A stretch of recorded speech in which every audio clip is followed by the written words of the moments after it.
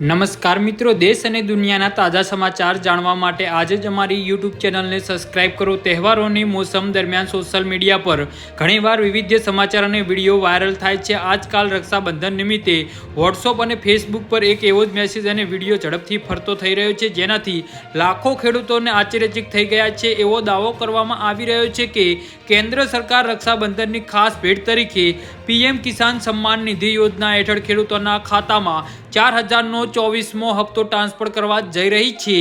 જી હા મિત્રો, તો સમાચારમાં વિગતવાર વાત કરીએ તો આ દાવાથી ખેડૂતોમાં ખળભળાટ મચી ગયો છે અને લોકોએ આ વિડીયો એકબીજા સાથે શેર કરવાનું પણ શરૂ કર્યું છે। પીએમ કિસાન યોજના દેશના નાના અને સીમાંત ખેડૂતો માટે એક મોટી નાણાકીય સહાય હોવાથી લોકોએ આ સમાચારને સાચા માન્યા છે। પરંતુ શું સરકાર ખરેખર આ તહેવાર પર ખેડૂતોને રકમ બમણી કરવા જઈ રહી છે? ચાલો વાસ્તવિકતા અને સત્ય સમજાવીએ।